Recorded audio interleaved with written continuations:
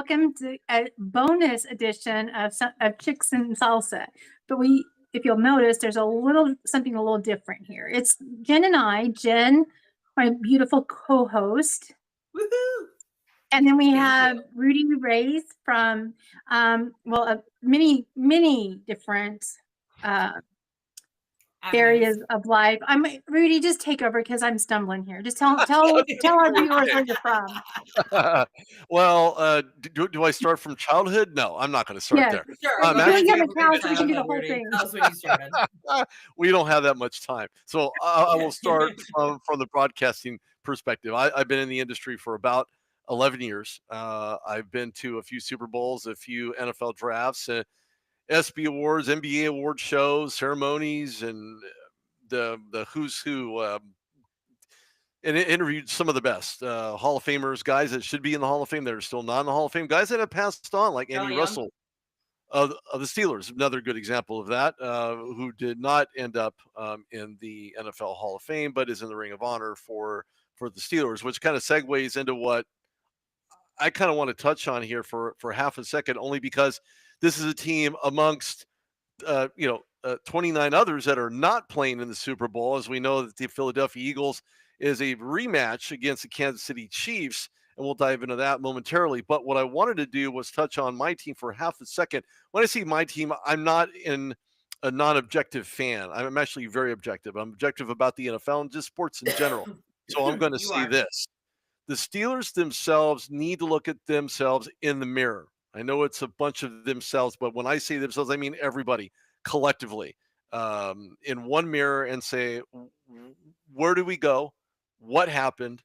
How can we prevent another 500 season? And more importantly, let's put a wrench in the quarterback carousel and stabilize that position. So we were talking off air, Jen, in regards to what the Steelers look like with Russell Wilson versus Justin Fields. The argument that I had was that Justin Fields as a starter, and you could chime in after that, Kari, if you'd like, in that Russell Wilson was not the same guy when he left Seattle, was not the same guy when he was hired by the Denver Broncos with an obscene contract designed to take shape within a system with Sean Payton. That did not work. The relationship soured quickly. It was notable towards, I'd say, maybe the half point of the season, and it just contributed to the disgruntling of fans as well as Russell Wilson alike to find another place to dwell. The Pittsburgh Steelers, in their infinite wisdom or lack thereof, decided to go and take a chance on this very aging quarterback who still is not at the age of 40 years old. And with that being said, Jen, when you look at what Russell Wilson was versus what he put on display this past season with Pittsburgh, where do you think he actually ends up landing, and or if not with the Steelers on a renegotiated contract? I think he stays with Steelers on a renegotiated contract, and if they are smart, they start Justin Fields. Justin Fields, nobody is successful into Chicago. So that shouldn't bear any. I'm sorry, it's Chicago, the Bears, the Jets, and until this year, the Panthers were quarterback carousels. Truly, they were, including the Steelers. Left out the Raiders. Oh, and the Raiders. Yeah. I'm really waiting for Tom to just suit up and go play from Pete Carroll. I'm just saying. But, and he's bringing Marshawn Lynch back too. Just saying. And I'm speaking in hyperbole, by the way. Anyone, don't take me serious. But I was not the biggest fan of Justin Fields going first in the draft. I really was at first, second. I don't remember. But because he only played in 7 games his senior year. I think 11 games total in his college career he played in. And for him to go that high in the draft, I was very, very trepidatious of what he was bringing to the field, literally.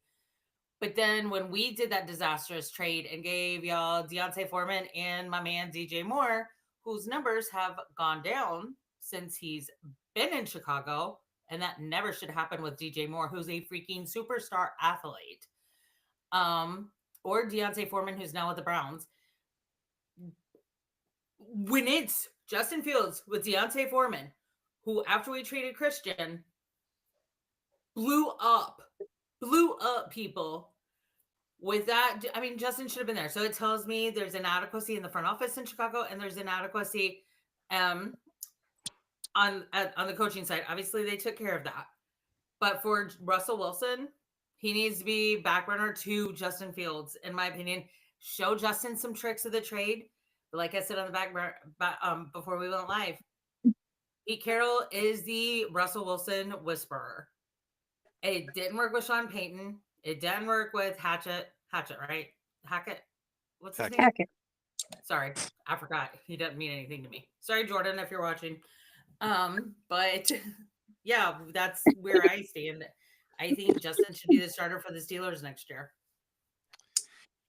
I'm gonna go ahead, Carrie. I was gonna say, I had this discussion in one of the groups today, or I timed it into a discussion about who should the Steelers have, and I'm like, well, I don't think Russell's not the answer. No, he is not your starting quarterback. Is he a starting quarterback anymore? That's questionable to me, based on where the league is going. But better yet is, and this was my question I posed, and people talked around it, but is Justin Fields a lackluster QB because he went through so much disorganization and disservice by being drafted to the Bears that are a dumpster fire in themselves, and they're starting to get it appears they're starting at the end, they were starting to get their wheels moving at least forward in the same direction? Or is he just not that QB? Well, let me address this in several different ways. Jen, I'm going to start with things that were going through my mind when you were talking about that. Russell Wilson, and maybe address a little bit of what you're saying, Carrie. I don't believe Russell Wilson is a starting quarterback in this league anymore. And I say that on the preface of numbers. Numbers don't lie. Activity doesn't lie. Pressure when applied by defense, his inability to get the ball down the field, sometimes the accuracy is there, sometimes it's not. But more often than not, you find lots of 3 and outs. I can't even count how many 3 and outs Russell Wilson, who started under center, and the Steelers' offense basically were stymied by much better defenses that the offensive coordinator and Arthur Smith did not prepare for. Now, with that being said, does he stay in the AFC? Probably. And I say that only because you have Deshaun Watson, who re-ruptured his Achilles and does not have a starting quarterback, at least at this point, worth, well, anything. Joe Flacco, been there, done that. He did what he had to do when he was there. right. But I think Russell Wilson would be a good fit from a mobility standpoint. Will he show exactly what he's capable of in a Browns uniform? I just say Russell Wilson is who Russell Wilson is, regardless of the uniform that he's in. But a team that's desperate, well, the Browns have always been desperate. The Bears are clearly one of those teams that are the desperados of quarterback play, especially in the National Football League and in the NFC overall, outside of the aforementioned Carolina Panthers. However, Bryce Young did show what he was capable of doing, and I'm not going to jump on that bandwagon, but he did look very good as time has progressed in the latter part of the season after he was benched in favor of the red-headed lackluster quarterback play. So with that being said, Karen, I'm going to switch to you. In regards to the Bears and the dumpster fire that is the Chicago Bears, organizationally speaking, they are finding themselves in a very dark place right now. Eberflus was not the answer. The head coach before him, not the answer. Head coach before him, not the answer. You can go back and count how many coaches they've had. The only coach, and I had the pleasure of interviewing him, he's such a fabulous guy, coached the 85 Bears. Everybody knows who that is. So, for lack of a better term, that's the feather in the Bears' hat. And I think they wear that as a badge of honor in regards to where they could be. But in 85, I mean, heck, 10 years later, the Cowboys still have yet to make postseason play and make a run to the Super Bowl, much less appear in one. So Or the I Bears give in the the Carolina Panthers credit for that back in the 90s when Deion Sanders got hit 6 days from Sunday. I'm just saying, look it up. He vowed never to get hit again. well, the best quarterback for Carolina that ever played for them was Jack Delhomme, but that's another story. Jake Delhomme, yeah. Jake Delhomme, excuse me. So yes, I think that where we're headed is, and you touched on it, Jen, in regards to the quarterback progression. What does that look like? Are there any hot quarterbacks in the NFL draft? No. Are No. there any in the top 5? No. Are they splashy wide receivers / tight ends? No, more tight ends than wide receivers. Yeah. But nothing splashy, nothing that's low hanging fruit for any of these teams. Any one of them. It doesn't matter who the winner or the loser is in the Super Bowl, for that matter. There just aren't any there. So do I see something that's resonant of the 2022 NFL draft that happened in Las Vegas, where they picked 6 defensive players right off the cuff? Yes, I do, because that group is absolutely fabulous. Defense is getting more recognition, more picks up front, and they're leaving guys who are your wide receivers that aren't very splashy, quarterbacks that maybe didn't quite rank on the top 10. And of course, Arch Manning's not coming out. He's staying another year, obviously, with Texas, with the amount of play that he had and the success that he had while at Texas. So they're in some really good waters, for that matter. However, staying with the NFL, I wanted to ask you, Kari, in regards to, and I know you're a Chiefs fan, so I'm just going to say that right out front. Well, Everybody knows she's a Chiefs fan. Everybody knows she's a Chiefs fan, and that's okay. And everybody knows she's a homer. That's why I get in trouble with her sometimes.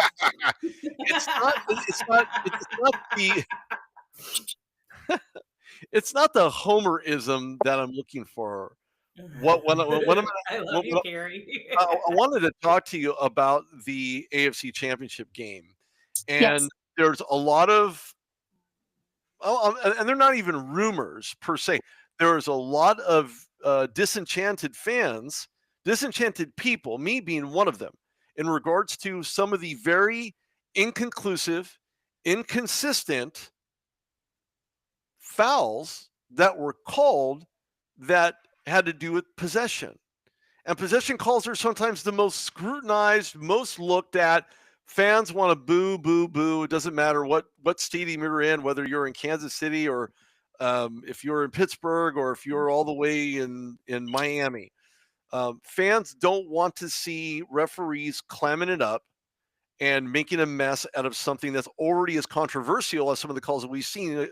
And most of them possession-based, that went against. Now, I know that Josh Allen threw that I want to say half a Hail Mary, wasn't even a full Hail Mary, to Kincaid, who dropped it.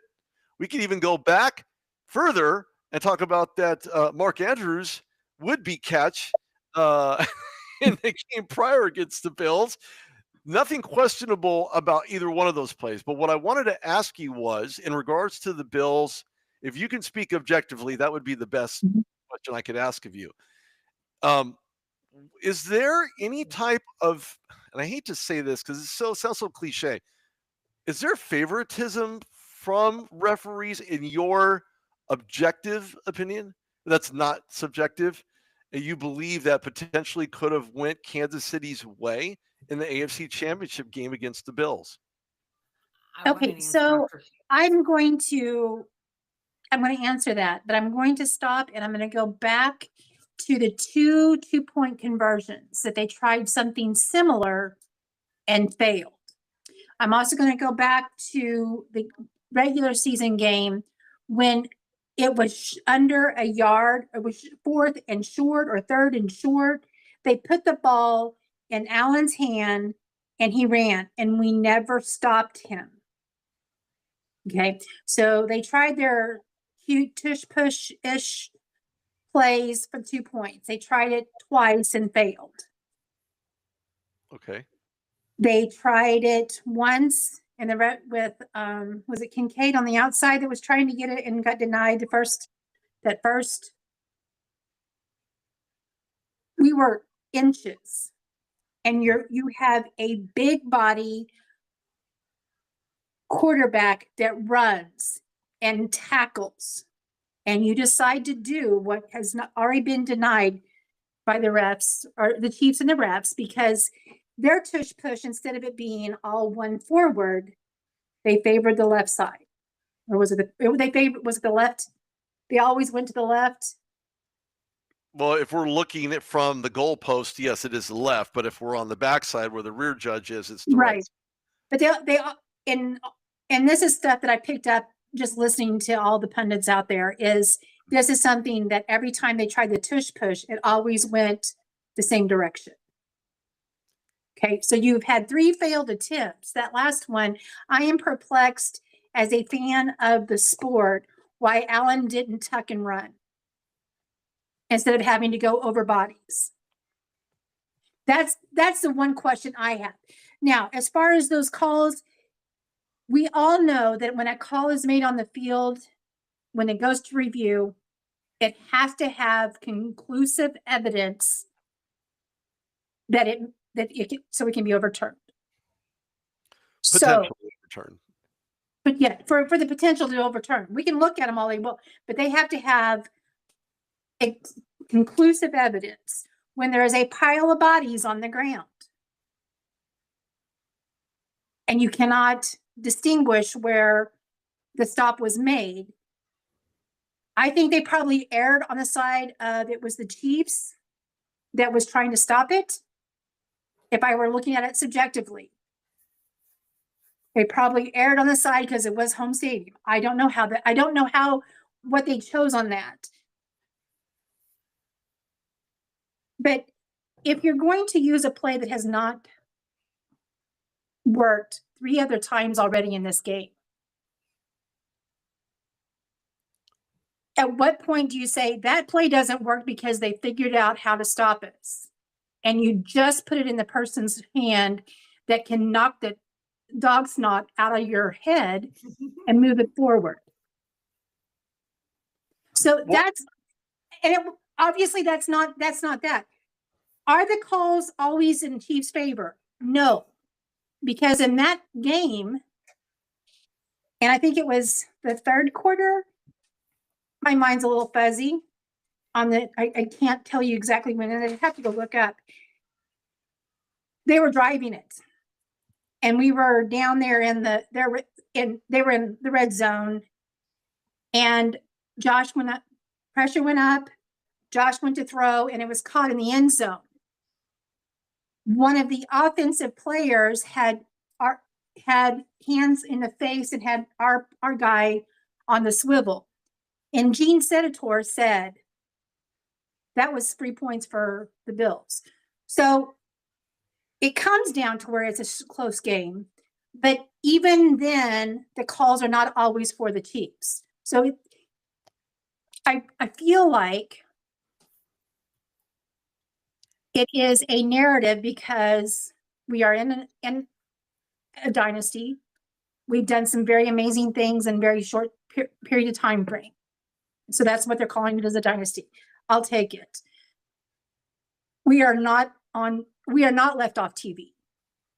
We are always going to be the game that's going to be for the majority. We don't like the Taylor Swift. Panthers, you're not going to be there.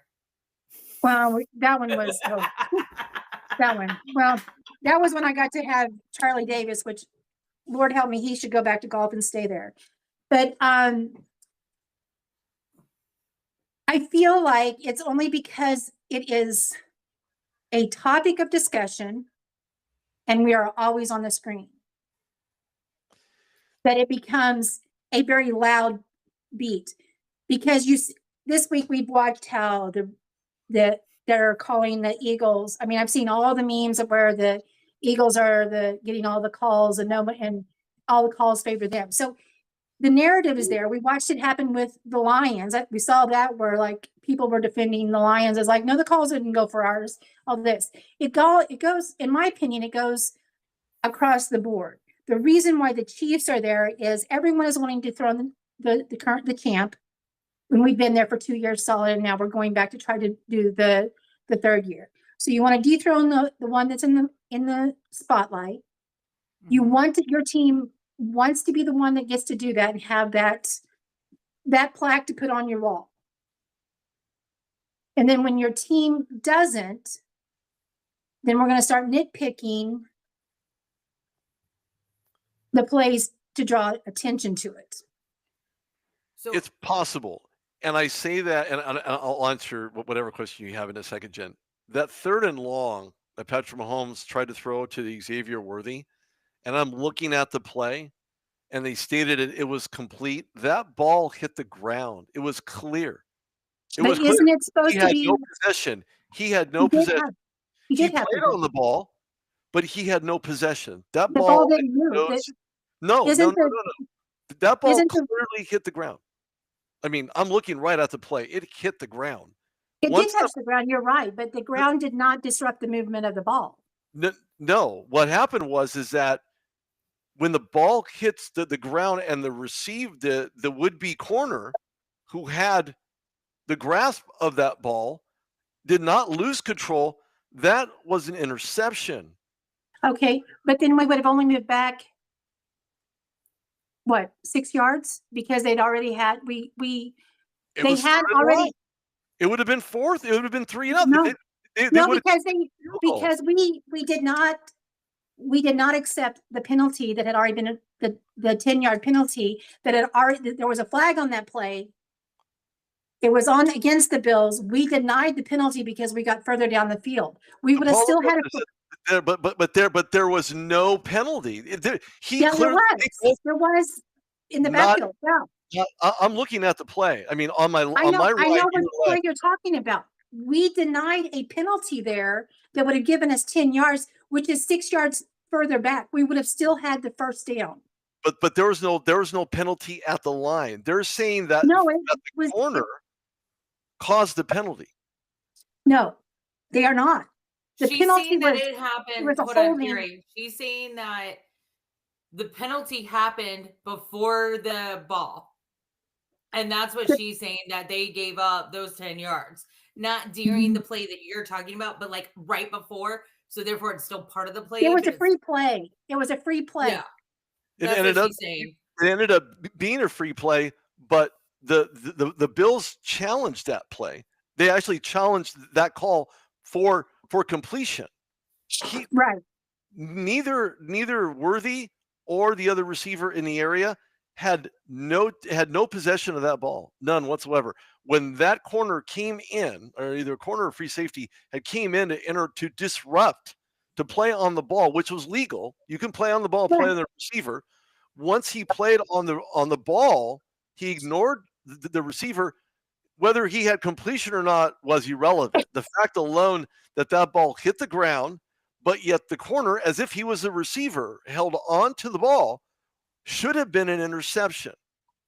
But because it wasn't called an interception, even though blatantly, what I'm looking at is what they were looking at. It wouldn't have been called an interception anyway, because there was already a free play on the field. It was a free play before that ball went in the air. Right. I understand what you're saying, but when it comes to that, we're talking semantics at this point, because that's a difference of 6 yards. Right. Well, 6 yards or not, it's a difference between the game, because the game was decided by 3 points. But we would have had a first down, so we would have had a brand new set of downs and only 6 yards further back. So now you're playing on what would have happened had we moved it 6 yards back. I say, why wouldn't we have scored? We were already down there. Right. And it's whether you're asking. Hindsight's 20/20. You can look back at it. If you're the officiator on the field, you can have a conversation. You know what? We screwed the pooch. We should have done a better job. We should have executed better on the field. Made the right call on the field. Was that an actual penalty? Was it holding at the line? Does that get negated? Does it not get negated? What does that actually look like? So, but then it was sent to New York. So right. So go ahead, Jen. I was gonna say, and I said this last night, and I've said it for a very long time. I may not like it, but the better team is going to get the better calls. And it doesn't matter if it's like my example last night was the Panthers and the Jags. If we're playing each other, whoever's got the better record at that point in time or the better team, they're going to get the calls. It doesn't matter. And Do Whoever I makes the think least amount of you mistakes. have to, as an athlete, you have to be strong enough and as a team to overcome bad officiating? And Honestly, that's where I like Tomlin, because Tomlin said, if you leave it in the hands of an official to win a game, you lost. That's correct, because you're so focused on what they could or what they could not call as a player on the field to say, well, if I'm a little too handsy, are they going to call it? Well, yeah, well, they should call it. Not even a even the question. ones They that should don't call care, it. like the hand mask, face mask you were talking about a few minutes ago, Mhm, officials don't always see them. And a great example was when the Panthers were playing the Chiefs. mhm, Carrie will attest, Adam Thielen made a touchdown. Guess mhm. what? That shit was called back. Yeah, Why? and We were playing the unfortunately, Chiefs. and as it should, as it should. No, NFL it was a good, it was officiating, clear touchdown, and they apologized the next day. well, apologizing doesn't change the outcome. Exactly. No. It doesn't. So, And that's, so here's the other question that, that I've been parts of discussion on is, do we put technology inside the football? Because you I have would it in a love golf to. ball, you have it in a tennis ball. Why would it not fit Swimming, in? Huh? you have it, Well, yeah, I'm just saying, technology in like, swimming. if you're able to put it in a golf ball that's what, this big, and a football's this big, how is it not going to fit in there, right? So, sure. but then do you do away with, where was the knee? Where was the arms? Where was the body part? Were they pulled down? You can see where the ball is, but then do you take away what we're used to? I mean, what has been a standard? Well, his knee's down here. And how many touchdowns have we seen in our lifetime where the knee went down first, but then they stretched it over? So if they go with technology inside the ball, is that still going to be a touchdown? Is it where the ball is, or where is it where the body goes down? Again, that wouldn't have resolved that with the tush push, because you don't know where, you can see where the ball was, but you don't know where the down part is. Tush And so push should there, be I'm just waiting for canceled Jeff altogether. Bezos to come up with Get rid of it. cameras and NFL laces, like in the laces of the football. Like, I'm sure if anybody's going to do that, it'll be Jeff Bezos. You're probably going to put some metrics within the football itself. You're going to measure velocity, which they can already do on the external part of it, and you can put all the analytics in it. The tush push itself, as you mentioned, should be completely ruled out of the NFL. Like, completely. That's an illegal formation. If you're going to put an offset line in there with like a Rickard to allow Derrick Henry to get through, that's completely different, because it's a running play, not a pushing yourself with a mass man of humanity crossing the goal line, as the Eagles and other teams have done. It's not good for one. It's not good for anybody else. That's why you get rid of the tush push well, altogether. It doesn't matter what team. and see, and then it goes back to, we did not have success tackling Josh Allen in short yardage to get a new set of downs. So they Right. reverted to using the tush push, and in 4 times in that game, they instead of taking 2 points, they lost 4 with the tush push type play, and then they lost that new set of downs. Is that the outcome of the game? Does that affect the outcome of the game? Yes and That no. was the Does 2-point it? conversions. Because then Josh had 3 minutes and 33 seconds to go down and seal the deal. Mm-hmm. True. So he had all the time he needed. Right. Which is all the time he gave for media. Well, when you're the loser on that end, you could ask Cam Newton all about that. Okay, Cam Newton knows the best way to leave a presser, and Coach Tomlin knows that too, probably better than anybody from a head coaching perspective. Cam Newton left because he was a sore loser and he didn't want to lose. No, that is not why he left. Because he left after the Super Bowl because Von Miller was sitting pretty much right beside him talking a bunch of shit. And Von Miller actually this week came out and was like, hey, listen, I screwed it up. He was like, I shouldn't have done that to Cam. Like, he apologized to Cam publicly in the news. He this was week. in a team presser, and he allowed the competition in a team presser room I don't No, believe so that. the NFL did. The NFL did. They were right beside each other, and all they had was a drape. And Von Miller was talking to Denver media, national media, and Cam Newton was talking to national media and Charlotte media or North Carolina media. And Right. yeah, that's why he left. He was like, I'm sorry, guys, I can't do this right now. Out. Everybody understood. And it's also come out like, I mean, he had to make that business decision. His career would have ended earlier than it did had he fallen on that ball. Go back and rewatch it. I mean, I have watched that presser multiple times. Every no, I'm time. talking about the play where he didn't fall down on the ball. Like it was like Oh yeah, one yeah, of the yeah. few No, business decisions yeah, he's made in his career. sure. And I remember watching that Super And Bowl. I Von remember Miller, keep in watching. mind, Von Miller was mad and still holds a grudge. And let's remember who beats women and who doesn't. Just saying. Who's had DVs? Who hasn't? That Cam Newton was drafted before he was. Look, But did you really want to come to Carolina that bad? Because I'm pretty Josh sure we could have made Rosen it got happen. picked before Sam Darnold was, okay? And when Sam Darnold, okay, where's Josh Rosen? What team is Josh Rosen on? Well, wait, hold. He's not. Who led the Vikings to one of the most successful seasons in their franchise history? Guess what? Right. It's Sam Darnold. So, Exactly. so you can So be I'm mad just about who saying- gets picked first over somebody else. And matter of fact, I asked Sam Darnold. Oh, excuse me. I asked Josh before I interviewed Sam, and Josh was clearly bent out of shape, like completely mad that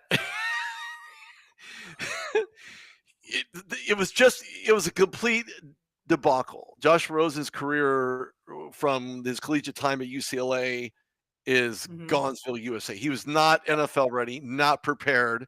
But when I interviewed Lamar Jackson, part of the same draft class as Sam Darnold was, he was very mild-mannered, was Lamar. He was very humbled. The opportunity came 32nd overall in the first round, the 2018 NFL draft. Couldn't ask for a more humble guy with a humble response, and very humbled just to be asked questions after being drafted by a team who needed him more than they thought they did, at least from the onset. Now, mind you, all these so-called analysts were on board, and you don't get everything right. You don't get draft picks right. Not everybody does. I have a guy who blows up my Instagram during the CFP talking about, oh, I picked the wrong team every single time. Well, maybe you shouldn't pick teams then. Maybe, just saying.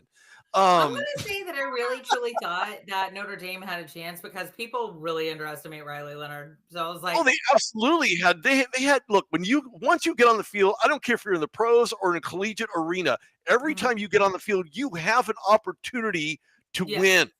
So it doesn't matter. It doesn't matter. Any given Sunday. It's a testament. Or Saturday or CFP that was on a Saturday, but or fill in the day is necessary, but it's that whole mentality. Yeah, it was on a Monday. It was like the equivalent of Monday Night again, Football thank you, Tony in a college Pierre, format. because you let me cover my first concert. So thank you. So back to the game. Kansas City's favored at 1.5, which is a very slim margin, but they are the favorites. I'm shocked by that, to be honest. I'm actually shocked too. But you know what's interesting is that Philly on a power index is at like 2.3 points, give or take, which could go either way. Again, another slim margin. But I think that from a betting perspective, you're a betting person. I'm not. But if you were a betting person, you want to take the over. You take the over if you're on the Eagles, and you take the under if you're voting against the Chiefs. Nothing wrong with having some extra pepperoni on your pizza. Well, it's already dropped 1 point because it opened at 2 point. It opened as a 2.5, which is still blows. Yeah, I know it blows my mind because when you stop and think. Now I'm gonna tell you, I feel like our Spags has our defense spinning like a top. I feel like he has them running really well right now.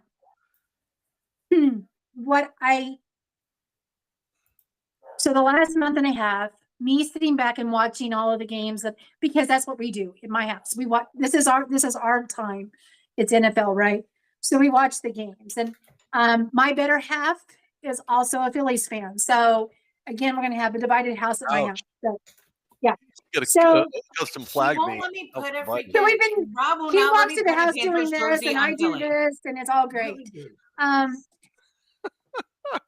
But the thing is, the Eagles have a very scary defense. Yes. They have a very, and then especially if you were looking at all the defenses coming out of the NFC in the last month, I was not, I felt like we could, none of the teams coming out, none of the games do I ever feel like, well, this was a cakewalk. Even going into Carolina, at that point, Bryce was not, our game was when Bryce started turning on light bulbs and drawing attention to what his skills are. Okay. So even walking into Carolina, I was not, oh, this is a give me game. Because I don't feel like we have those. I Because thought it was a give me game for you. but here's why, because every time I watch the team come out and instead of giving up, they're going to give it everything they feel like they have. That's kind of how I watch the teams as they come out of this. Going to the Super Bowl, I felt like we had a very good, solid chance with the Lions. Because how many times can you patch your defense and how deep can you go without it being something that is going to always work? And I felt like we could disrupt Jared.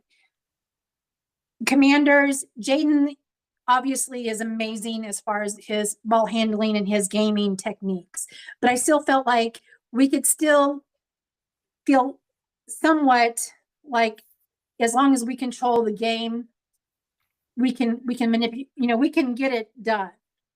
The only team I did not want to face, even though I called the Super Bowl back in August, the only team I did not, I was hopeful, but like, man, if they get in, that's going to be, it's whoever controls the game in the first quarter, I feel like, was the Eagles, because you've got Saquon, and even though Spags has been able to stop Henry and keep Henry in check every time we play him, Henry's A to B. Saquon is AZG, twist, turn, jump over backwards, and he's in the end zone. So he is that cheat code that is a real life person and is a game influencer. So they've got Saquon. That's not even counting, but Saquon being the wild card, they have a solid offense. But their defense is the one I was looking forward to. Or looking at. And I think we can match up. I think we're a good matchup across both sides. I feel like their defense is going to be frightening for us. This is a rematch of the retooled teams, both of them, Mm-hmm.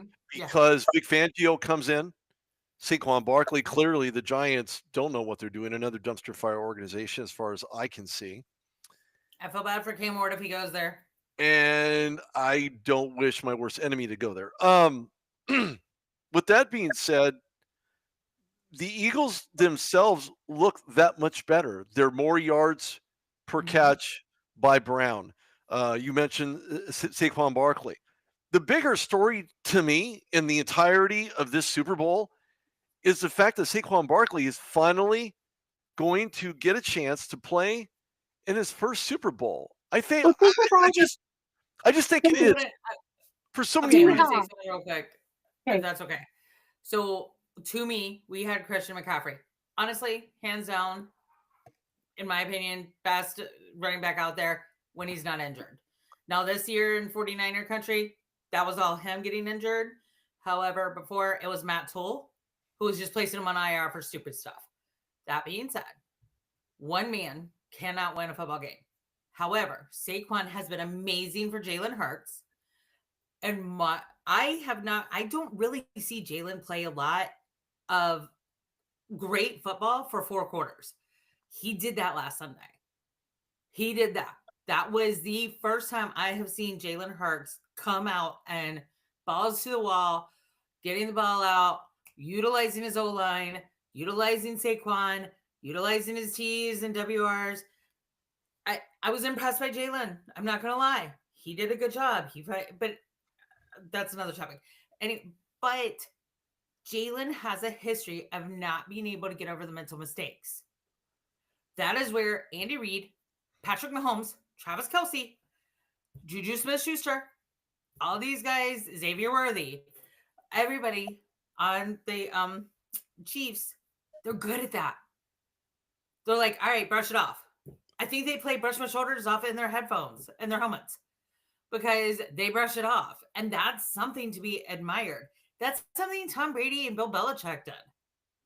That's why they were the GOATs. That's why we're looking at making Patrick Mahomes the MJ of the NFL with the 3-peat. Just is. And honestly, it is more of a defensive game this year. Last time it was more of an offensive game. This year, it's going to be more defense. It's going to be low scoring. But honestly, my money's on the Chiefs because Jalen's going to be playing the Super Bowl from Phoenix. And you know that too. Maybe it's all suggestive at this point. Yeah. And I will give Andy Reid every amount of credit because on any given play, he has been able to modify. You can't show him your cards. No. If you're in the defense, you can't show Andy Reid your cards too soon. You got to hold him. You got to know him to hold him. And when you hold him and you put him out there, you got to fold him because Andy Reid will counteract what you're doing and making a play that will expose your defense because you showed your hand too soon. That's what Andy Reid does. That is 101 with Andy Reid. Maybe he does that with life as well. Now, with that being said, when you switch to the other side of that, the Chiefs aren't going to have to win this game in a shootout. Right. Because they're not. Because they have Chris Jones. They have a very crushing defense. They have a very good cornerbacks. They know how to read. They have the right QB spy in there in Reed. They're going to give their looks, but at the right time of what they're going to do. And when you're a defense, you have to be extremely creative. You can show your cards and then back off and go into man. You can go from zone into man real quick, right? When you call the audible at the line, especially when you know what the offense is going to do. What's interesting about this, and I'm going to segue into where Patrick Mahomes could very well feel this Philly pressure and be clubbed, is because he was sacked 36 times during the regular season, which is the most in his career, and 5 more times in the playoffs. So that leads me to believe, and he walked into this with a 67% QBR, which is a quarterback rating for completion ratio, right? So it's the second worst full season mark of his entire career. That doesn't necessarily indicate or dictate what he's going to do in the Super Bowl. We know what his record is in the Super Bowl. Ask Josh Allen, who's now 0-4, who matches Aaron Rodgers as being the only guy to lose against another quarterback in the playoffs at 0-4. Okay, so I'm not bashing Aaron Rodgers, even though I question his I will. I question his mentality. We're not going there. So Saquon Barkley has been an absolute beast all season long. Nobody wanted to talk about him. They said, well, Josh Allen and Lamar Jackson, the two eventual MVPs going at it. That's just media hype. It really is just media hype. Why? Because the real steal for the Philadelphia Eagles was Saquon Barkley, bottom line. Because yes, absolutely. He's had a better rushing game. He's had yards after the catch that would blow your mind this whole entire season, including postseason play. That play you called for, Terry, where he jumped backwards over a would-be tackler backwards. Standing up. I mean, who is that? Never mind. That's insane. He's a joy. So, the thing that I think I find the most exciting and interesting, or however you want to do this, you got Saquon Barkley in the Eagles, who is a phenom in his position that's getting to go to the Super Bowl. You have D-Hop getting to go to the Super Bowl, who has played his butt off in many organizations, and he's now getting that. You have Samaje Perine going to the Super Bowl, that has been everywhere and is that guy that takes you, Yes. as he showed himself in his Against the Rams. championship game. Mhm. You're getting Hollywood Brown. Again, he hasn't had a lot, but he has been on teams. Unfortunately, we didn't get to see him all season. He's going to the Super Bowl. Kareem Hunt, who is for the Chiefs, he was kicked off he was kicked off our team and let go before we made it to the Super Bowl and won. And was arrested the weekend that he was supposed to be, that he could have been, had he not been such a dummy. That's putting it mildly. Own up to what he did instead of trying to whatever. Had he not lied to Andy, he would have been fine. He lied to Andy. Andy don't play lies. No, just be honest. But dishonesty will get you kicked out of anywhere. He did it to his son too. All of these players that we have seen, and we know that they're performers. If you play fantasy football, these are people that you have picked up religiously over the years because you know they are going to be getting you points on your team, right? So these people that have played for the off-brand NFL teams that have not made it, have not had the organization there, are going. And to me, that is super exciting. And the fact that you've got these people that have very good chances of making it into the Hall of Fame, that would not have ever had that had the world's not lined up this year, and they end up on the Chiefs and Eagles. That's a neat storyline for me across the board. I would like to add one more motivating factor for the Chiefs. The Eagles did Andy wrong. Andy doesn't strike me as someone who's very forgiving. He probably isn't in his own right, but the fact alone that he beat his former team one time, I think makes it even sweeter a second time. As a matter of fact, him against Sirianni, he's clearly, he's 1-1, but on a rematch, could see that number equalize or get greater. I want to jump into some position by position guys that you may or may not know of, or if you haven't, you will after this. So Eagles outside linebacker Nolan Smith will take on right guard Jawan Taylor, which is a very favorable matchup because his ability, every defensive player has a swim move, they have a power move, they have something to, put in their hat as a part of their arsenal. So you know what? I'm going to switch this and I'm going to do something else to keep that guard off kilter to get to the quarterback. With that being said, he's kind of changed the look because you can shift him on the outside left, outside right. It doesn't really matter. He knows how to play on both sides. So I think he's already had 4 sacks, 9 pressures in the playoffs so far because he has a great core in his body and he can shift gears very quickly on you. So I think Fangio is going to optimize the scheme for him that will make him, put some very unlikely pressure on Patrick Mahomes to get him a little bit out of the pocket, but we know what Mahomes can do outside of the pocket. So that's not the answer to getting rid of Mahomes' capabilities of throwing that ball down the field. The other guy with the Eagles that I'm really looking forward to is Dallas Goedert. And I say that because he has this kind of ish, right? I mean, I'm dating myself, but back in the 70s, there's this spinning wheel, right? Well, the spinning wheel was a globe with mirrors on it. It was called a mirror ball. And in that mirror ball dance, you have your favorite dancer. Well, Dallas Goedert is Jalen Hurts' favorite dancer because he has such great chemistry with him. And the fact alone that it was on full display against the Commanders, I believe he's going to have a very key role in the Super Bowl in short yardage situations, especially in the red zone or if they're behind the sticks to get that much needed first down.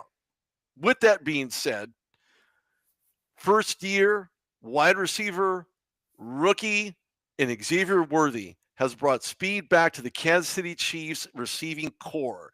He is a dynamo. The He guy is has him. left. He is him. He is that guy. He's led all players, 85 receiving yards, plenty of yards after the catch. But he's a situational wide receiver. He played well with 7 targets from in the AFC Championship game against the Bills. But his, I think more importantly, and I hate to use this cliche, but it's not how you start, it's how you finish. Well, they're not finished yet. Xavier Right. Worthy's at least not finished, at least from where I see it, because the way that he's been absolutely almost non-containable. People think of Glad plastic bags. Well, I got this one, or that guy actually standing out with the wearing the fish gear, saying, "Oh, you just missed it, just a smidgen." Right. He is that guy. Trying to slow him down is going to be the most difficult thing for the secondary of the Philadelphia Eagles to try to cancel him out. So it's going to be tough. So with that being said, obviously the Chiefs are the first team to attempt to win a 3 straight Super Bowl win. Other teams have tried it and they have failed. 71 Dolphins, and the Cowboys.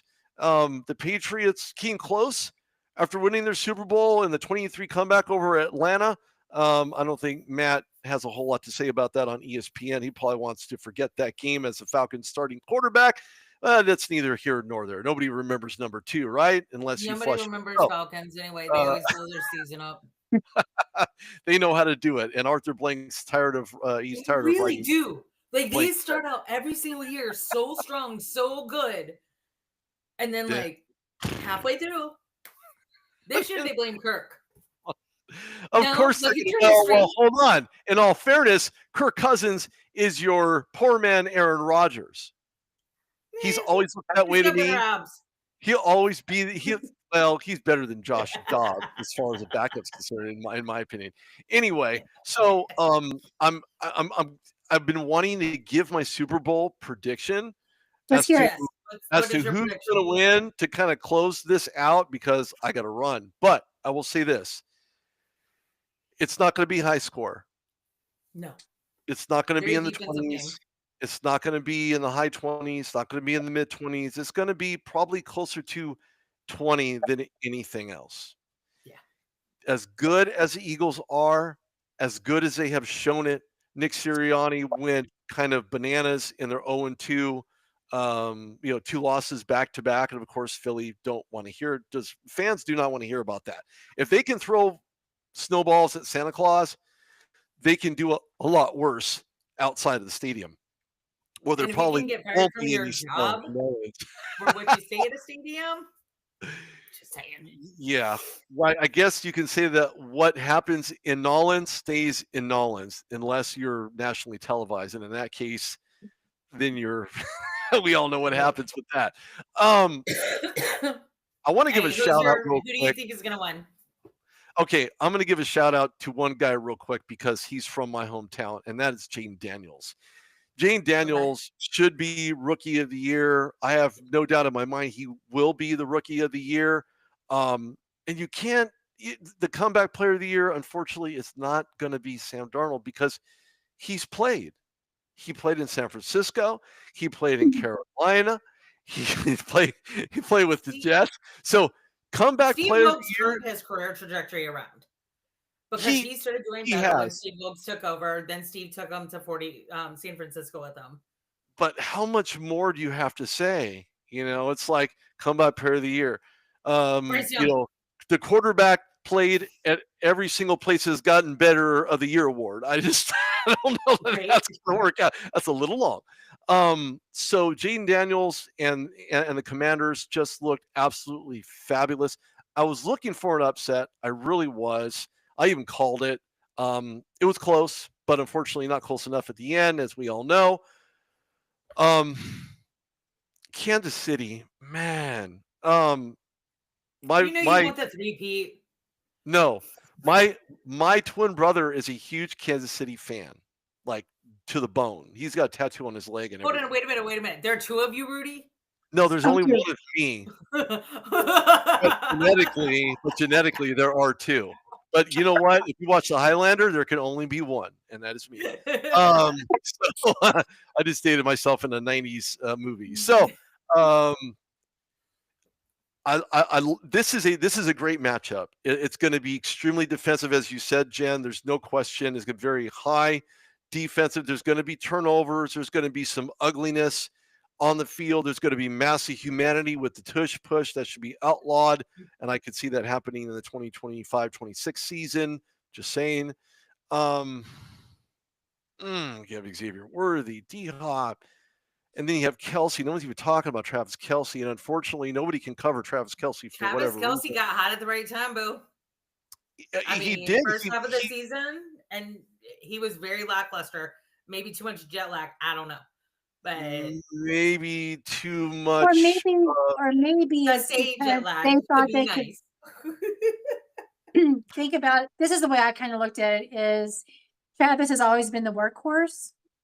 And there was no given wide receiver 1, wide receiver 2, running back, and especially when we lost Pacheco, there was no way to say, oh, we have to do this one and this one. It wasn't until we put D-Hop out there, they're like, oh, shit, you have 2 people to cover. You can't double Kelsey anymore. And that's what Kelsey was the decoy a lot because he was very difficult. Yes. He's going to be difficult because him and Mahomes are so simpatico on the field, off the field, that it's really hard to find a double coverage set to cover him up. And because of the amount of talent that's on that wide receiving roster for Kansas City, it's going to be a close one. I'm giving the edge to the Chiefs. Okay. Because of the amount of weapons, because of the turnovers. I feel like I want to throw up on myself. But right. And I don't have my bib. So I'm going to say you can do Steelers on it. I'm not throwing up on my Steelers sweater. Sorry. not going to happen. Not even in the hoodie portion that's behind me. So I'm picking the Chiefs as I want to swallow my own tongue. And I would say probably, I don't know, 17-14 Kansas City in New Orleans to get that 3. I feel like you are correct. I don't think that there is going to be a high scoring. Poor Rudy. I mean, you want to drink a water? Does that help? No, I have Starbucks. Wait, is the water safe for you to drink? You are coming to us from California. Well, good thing I have Starbucks that doesn't have natural water in it. Anyway. Oh, that's true. There's nothing natural about Starbucks. Water for me. Thanks. I appreciate it, though. Good looking at it. It's obvious who I'm going again. I mean, who I'm voting for, or who I'm going to be rooting for. That's an obvious thing. Clearly. Carrie, I'm not sure. But at the same time, I'm going to tell you, and I spoke about this last night. We went to the rally, and before it all hell broke loose, and that's a whole different story. We had actually left. We were less than 50 feet from where the gunshot went. The person was gunned down, and we had left that area 15 minutes before because my anxiety had taken the best of me, and I'm like, I have to get out of the people. So we were we were halfway up. You won't know if you've never been to Kansas City, but you're down in a valley is where Union Station is, and you have to walk up this. Lamar Wallace was like 5 feet in front of you too, right? Yeah, like he was in your circle. Yes. Yeah. Shout out Lamar. Yeah. So, but before I was listening to, as fans, we were celebrating the back-to-back. We won, blah, blah, blah. That was the energy of the crowd. The energy of the team was, yeah, we just won, but that's not what that's not what our goal is. It's a great thing to have. We're already dialed in on the 3-peat. And listening to them, as I'm walking up that hill, Missouri just approved betting. It's just gone live in the last few weeks that you can bet. Had I been able to make a bet in February, I would have put money on the Chiefs going back to the Super Bowl based on the way that Reed talked, the way that Mahomes talked, the way that I can't remember who else talked before Kelsey got up there and Of did course he his did. thing. But they were all like, Kelsey is, anyway, they were all ready, dialed into and ready to start their trip back to the Super Bowl in February. The entire team had that mentality on February 14th of this last year. Oh, the Because yes, it sweetheart. was on Valentine's Day. Which I find, that's how dialed in and in tune this group of men have been now for an entire year. I don't have that same uninvited enthusiasm about that it's definitely going to happen because I've watched a lot of football. I've seen the Eagles in motion. I love my guys. I'm going to root for the guys. I want them to win. But I also know that the team that we're going up against is not one that's going to say, oh, well, we want you to have this repeat, or they're not going to be one of the ones that make a lot of mistakes unless they cannot get out of their own heads. If they get stuck in their head, yeah. If they get stuck in their head, and AJ's over there reading his book on the sidelines, I feel like you're going to, there's, that gives us a little bit of an edge. Otherwise, it's going to be back and forth, and whoever has the ball last, the last possession is going to dictate who wins the game. Is it bad that I really hoped he had carved out the pages of the book and had his cell phone in and was betting on other teams? We know about all that betting there. maybe inside of that book there was a cutout for a cell phone. He was texting his agent. I don't know. But I want to touch on that, Kari. I want to touch on what you said. Travis Kelce in the AFC Championship game. No, excuse me. Before that, it was when they won. Oh, well, we're not focused on the next game. Garbage. We're only focused on this game right now. Garbage. These players, and I've interviewed plenty of them. That is the biggest pile of malarkey you will ever find this side of the Mississippi, because that's not true. None of that is true. The minute you win a second one, the itch, like you have athlete's foot, comes back and you want to win it again. And that's exactly what's going to happen. And that was the mindset, as you said. You said it well, that once you win one, okay, great. Can we do it again? Oh, well, cool. We did it again. Now, for a third time, there should be some cautious optimism. Now, in this match, in the first play between the Eagles and the Chiefs, when we were in Phoenix, and you remember this one well, Jen, I interviewed everybody. I interviewed Brian Baldinger of NFL Network. He was on the Chiefs. TJ Ward, he was on, he was on the Eagles. TJ Ward was on the Eagles. I was taking the Eagles. Everybody I spoke to, everybody I interviewed, even on-air talent from other stations across the country, we're all about the Eagles. But it didn't matter because the Chiefs won. So there should be the Chiefs, if you remember correctly. Yes, you did. I remember that very well, in fact. And Charlie got mad at me for that because he wanted me to bow to his Eagles nature. I was like, Charlie, if you were still playing, I would bet on you. Well, if there was a fifth quarter, I don't know. I'm just saying. No. But there is it. We all know that. I will say I still feel bad for Bradbury in that game when he dropped the ball at the end. Yeah. I felt bad for him.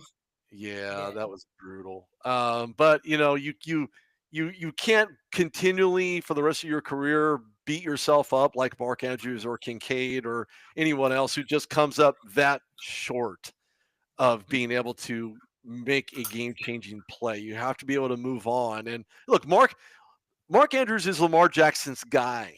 Okay, it's his guy. Just like Derrick Henry's his guy. Kincaid, not so much. Josh Allen's guy. But rest assured, these guys will move on into the season. Do I foresee some changes in rules like they always do in the offseason? Yeah. Of course. Modifications, yes. Will there be more electronics and AI used in Well, I did. What the Yes. XFL was doing was amazing, and they really needed to incorporate some of that. So Like I loved what one of the XFL did. pundits said that it was a goal this year to have the technology in the ball, but they had to wait up to 4 or 5 minutes for the data to be there. So, and when they're trying to shorten that they were having to wait. Cell phone with 5G, it'll be there a lot faster. Well, no, I'm just saying they were saying that so they threw that they're no longer going to use it. So maybe they're shopping around for something new. That's where I'm like, if you can put it in a golf ball, you can figure out something in a football. But the technology they had chose was the reports, and for New York to be able to weigh in was a 4 to 5 minute wait for the data. Well, the NFL is in bed with Jeff Bezos and Amazon, so maybe they can find some on Amazon.com. I don't know. I gave them $1 million idea. Jeff, just give me a quarter of it, okay? Thanks. Yeah, multi-million-dollar idea. Just give me $1 million and we're good. Just as midgets. It's just like having a helmet cam. Good luck with that. You have the overall cam, that's great, but a helmet cam, forget it. If you get picked off the last, it's going to interrupt. GoPro's working on that. That's a great idea, Rudy. You need to trademark that real quick. You're taking off a helmet cam. That's like a 5-yard penalty or something. I don't know. That's just I don't know what they're going to do with that. I mean, we got body cams. Body cams that are almost indestructible. Maybe, I don't know. But yeah, that is my take. That's what I'm picking as my winner. Ladies, I thank you so much for having me on. This has been absolutely fabulous. There's been controversial conversation, and you will. I'm scheduling a whole new slate of the RudeDawgShow.com coming up. And for those that are NBA fans, I might be in San Francisco for the All-Star game. So just throwing that out there, because it's only like 3 hours for me, which is great for me. Unlike Nolans, that's like days away, and there's no way I would ever get there in time. And as you know, things are. I'm just saying expensive. They want $300 for a roadway and motel 40 miles outside of New Orleans. I'm not that bougie, but my butt is not staying there. But there's not a lot of so I work in the travel industry, and there is nothing that is budget friendly. No. In the New Orleans area that I would stay in. I mean, you do you, but there are very few budget friendly hotels in New Orleans area that would be. There's a couple of cities like that, but New Orleans especially. For this Super Bowl, it was a bad city choice because of the lack of hotel rooms. Well, think about events that I have gone to for the last 2 years that are not being held because you can't get the space. Mm-hmm. Well, check this out. No offense to New Orleans. I actually love the city. I've been there. Usually it's pretty affordable, but there's no. Each ticket, like a lower, like a, I don't know, fourth row seat from the Chiefs bench, is about $6,000 to $7,000, and I expect that price to climb even higher. A nosebleed seat, absolutely. Like the nosebleeds of nosebleeds. Nosebleeds are going for $5,000 right now. Yeah. Well, they jumped on in a group that I'm in, and like, hey, I've got $1,400 tickets. Let me know, and we'll add you to the group. And I'm like, $14, yes, $1,400. I'm out. Yeah. I'm scary with this, but hey, Rudy, do you want to revisit this next Wednesday night? Sure, absolutely, no doubt about it, no doubt. I think you guys for having me on. Everybody can follow me on social. I'm on LinkedIn, Twitter, Instagram, TikTok. Yeah, it's hard. Good TikTok Rudy and everything except for TikTok. So if you guys like jump on my friends list, y'all can find him because I don't do TikTok because I'm old, whatever. I'm more about the tick than the talk, but anyway. Oh, you're not going to end this on a really cool TikTok dance? I'm not gonna. Yeah, no, I'm not. You're not gonna find me selling stuff on TikTok either. Just so you know. And Rudy has a great podcast as well. It's called the RudeDawg Show, and he has amazing guests on there. Lots of talent. Rudy kind of knows his stuff. Don't know if you could tell that in this interview or not, but stay in line for a second, Rudy. I'm going to close this out, but you guys know the deal. Send us any suggestions you have, any topic of conversations y'all want, And we will talk to you guys in 6 days.